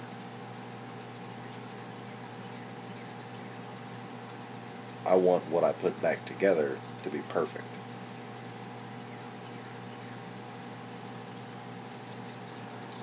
And I'm going to charge them for a car with a new motor in it, because that motor is going to now run better than new.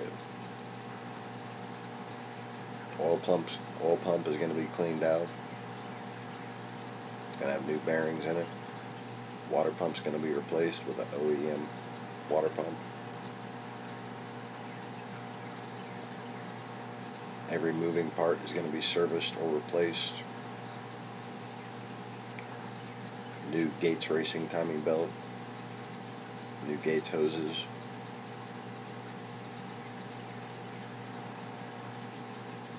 All new seals. All new gaskets. Stainless steel head gasket.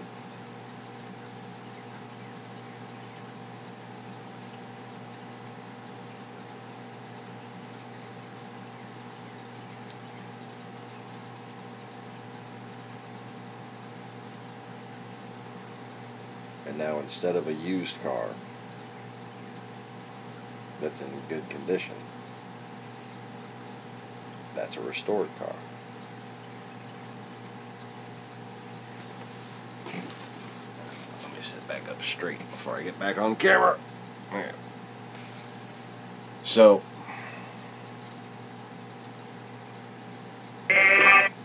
wrong thing.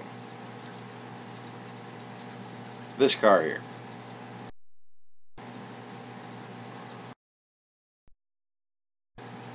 The factory springs on it. It has new steering rack, new control arms, new bushings, new ball joints, new brakes, rotors, and pads.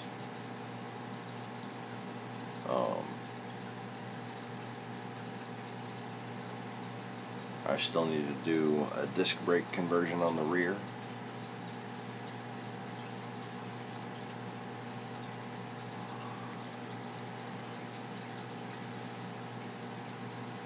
I've replaced so many damn calipers I can't remember whether or not those are new calipers on the front, but I think I might even have new calipers on the front. I get remanufactured calipers pretty damn cheap and I like them.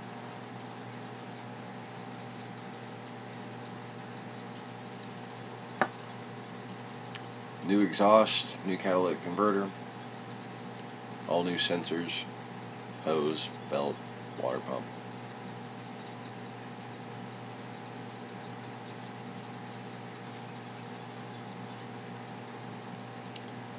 That's not just a used Accord. That's not just an Accord that somebody modified. That is your daddy's Chevelle.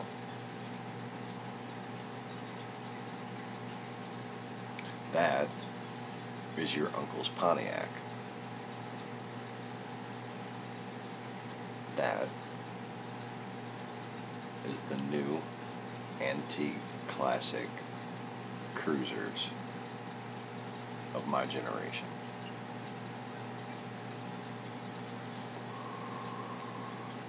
And you know what?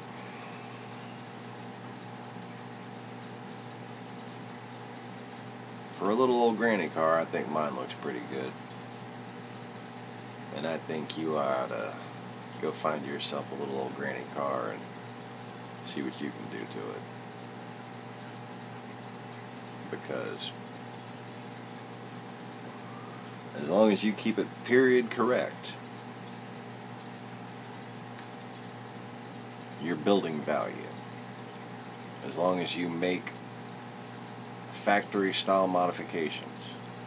Don't add a turbo to a car that doesn't have a turbo on it. Don't put a big turbo on a car. Okay? You want to turbo a car, it's got to be that Legacy. I mean, Impreza. And you got to be putting a factory turbo on it. Okay? You should swap the engine to the turbo engine and just get the whole thing put together by the factory, because you can get that with the intercooler already attached. And then all you got to do is worry about getting a hood. But that'll come with the ECU and everything. But that wouldn't be from H Motors. You got to get that from JDM engines, I think. JDM Direct or whatever. You'll find them on eBay. Well,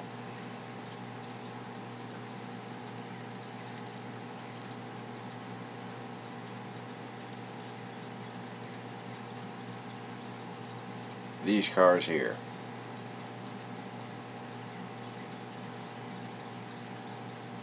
every one of them has potential.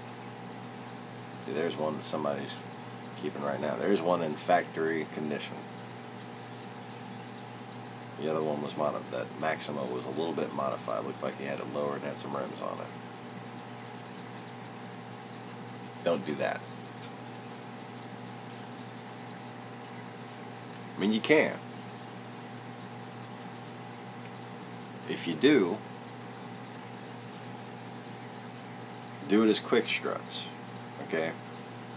Don't take apart the factory dampers and lower those. Okay? Take those off of the car, put them in a box. Take your factory rims, put those in a box, and keep them. Because if you ever want to sell that car, you don't want to sell it lowered. That's for you. That's the way you like it. Okay? When you do a resto mod build, you need to have that factory look of that generation in mind. Now take a look at that Acura Legend. See the rims on it? Now take a look at my car.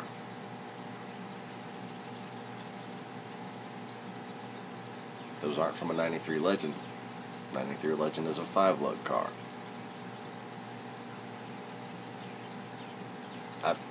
I've given it away previously, but I won't tell you now. I'll leave it as a mystery. What year Honda Accord those rims came from. But see, I can just go ahead and put that one up there by itself.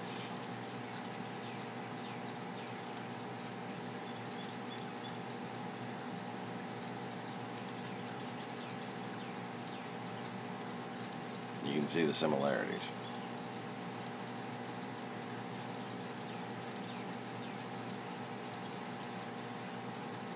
Mine, however, are 15s. Those are 17s.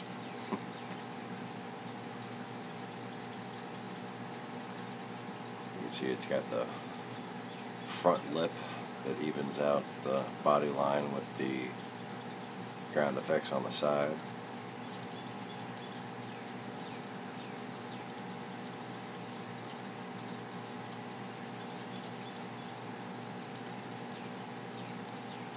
That front lip comes out a little bit, so it looks like it sits lower than the ground effects, but from dead on the side, it looks dead even.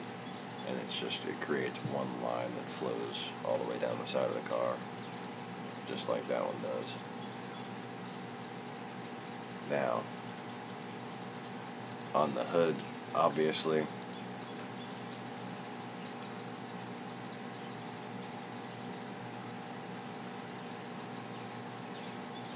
what I did there reduced the value. But here's the deal. I screwed up on that hood. And I chipped away too much paint. And I got down on a layer that was kind of just like further than I wanted to go. I was taking off the factory urethane, and I didn't want to get that far down on the paint. And it got to this point to where it was, I either had to chip it all off, or I was going to have to buy some sort of a power tool to grind all this fucking paint off. So at that point, the hood just became a write-off, because for the amount of work I could put into that, I could just find another painted used hood that'd be in better condition that I could bring it into with my outdoor duplicolor paint job.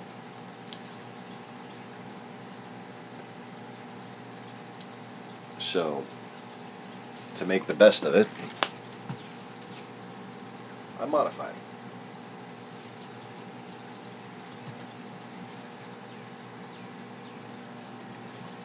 And what I did was add downforce.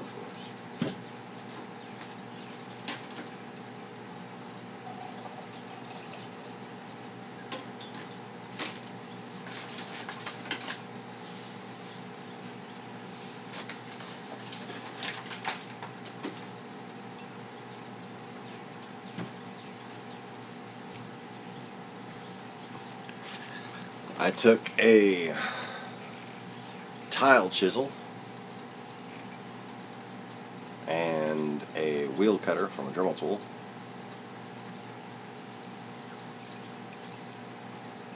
measured out exactly where I wanted the holes to be, cut them with the wheel cutter, and used the tile punch to create, well, nostrils, basically. And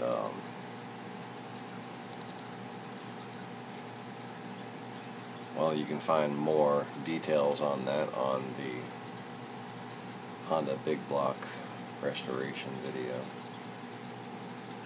It's a slideshow, so I need to move that up on my channel page and make it easier to access. It's been viewed over 1,000 times, which is pretty cool.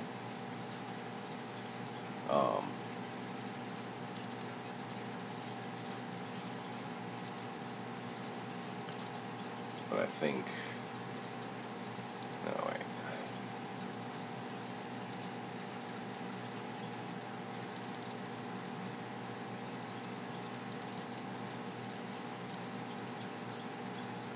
yeah, only a slightly better view from this angle. And that's the only one I have on this computer. But you can see they're not just holes cut. They're molded, kind of like the add-on vents of that era were. But I didn't want to just mold on some self-adhesive fucking vents, you know. I wanted something that looked kind of like that, but that was truly functional, truly built into the body. So I took that tile chisel and I used it sort of as a hole punch.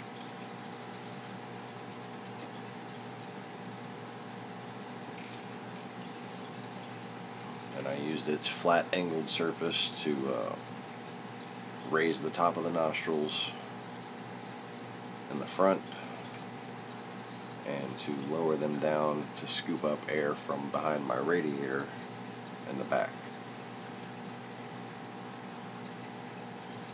So you're not talking about a high CFM rate. You're not talking about a significant amount of downforce. But the combination of factors here has actually drastically increased the handling of this car. And with still factory suspension, I have no negative side that I've experienced whatsoever. So I have the front lip spoiler, which is at just the same lines as the factory spoiler, but at a little more forward of an angle, so it grabs just a little more air, brings that into the front grille. Okay, so that's going under the hood. That would normally be parachuting. Those nostrils only help a little bit, but what you can't tell is that I've done another period modification to this car, and that is the rear of the hood is washered up. You can't tell, can you? That's because I modified it. I washered it up, and then I took a big rubber hammer and I beat it back down. And then I washered it up a little more, and then I took that rubber hammer and I beat it back down. I did that before I painted it. So anything that was affected by that got chiseled off and then sanded down on the edges so that it can be repainted. And well, most of the paint's still staying on there. It still looks better than it did before I did all that shit, because that paint was already chipped and chiseled and peeling off and just looking horrible before I started this paint job. That's why I did the paint job.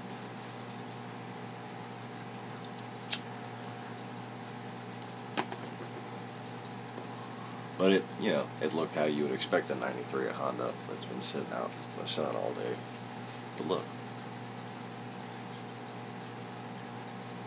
And I think I got it looking generally appealing, using mostly factory parts, factory style parts, and a sort of a modern, sleek take on period correct modifications.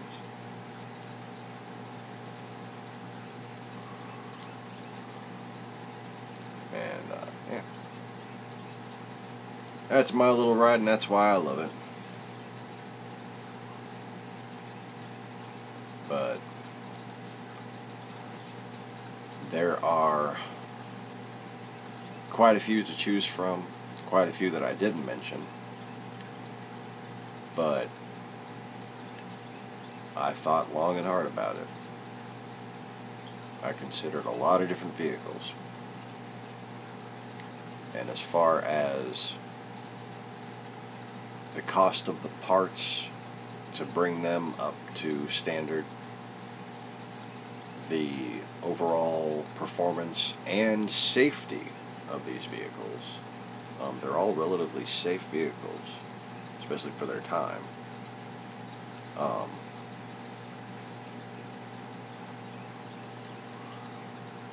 And just how pleasant they are to experience when restored. They're not, none of them are in any way a pain in the ass to drive. And an STI you might find an STI to be a pain in the ass to drive, but a WRX and just your regular Legacy. Just a normal, pleasant little car. And most of the cars from these generations were extremely lacking in power, unsafe, poor performing, uneconomical. They all had severe problems. With these cars here, not so much. All the ones, but you know, of course, the Honda Accord have their flaws. The Honda Accord is perfect in every way.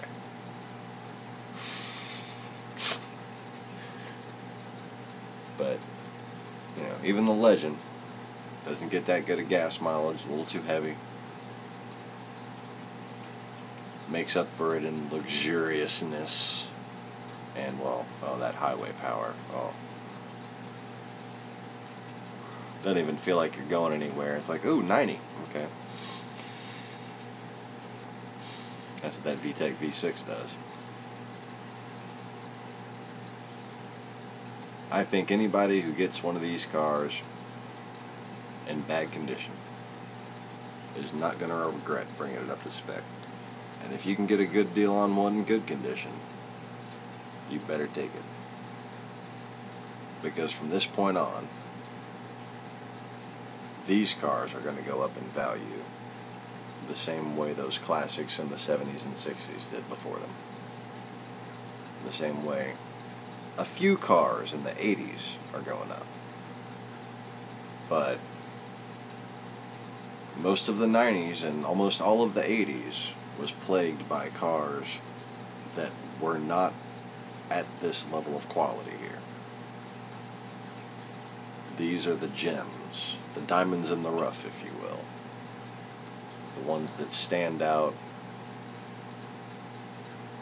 that last forever, that aren't Toyota Corollas. Yeah. And on that bombshell, it is now 6 o'clock in the morning here for me. So I'm going to go ahead and end the broadcast. I thank you guys for hanging out and chatting, as always. And hope you enjoyed the broadcast today. I will see y'all again for the next fish tank related stuff. I do have some top 10s prepared that are fish tank related, or fic tank related, one of the two. But I'm not quite sure when I'm going to be getting to those, because I'm not quite sure how much quality I can put into those presentations. You know, I'm not quite sure what all I can do. I'm not sure what all I'm going to do. I don't even know whether or not I'm going to live stream some of them or just make them simple videos and post them. But considering that I can't currently record a video on my other device, on my phone, it may be that I'll have to pick some out to do live streams on. And that'll be fine. Because, well, I think I'm working pretty well with this software here. Certainly a lot higher quality than just about every other live stream that you see, isn't it? Although, you know, you can't see my pretty face as well as you want to. I know. Anyways, so if anybody's got any questions, now would be the time to ask them. Otherwise, we are going to call it a broadcast, folks. And hope y'all had a good weekend. It is Sunday morning. Thanks for watching Easy Reefers. Y'all take it easy. Don't take it off.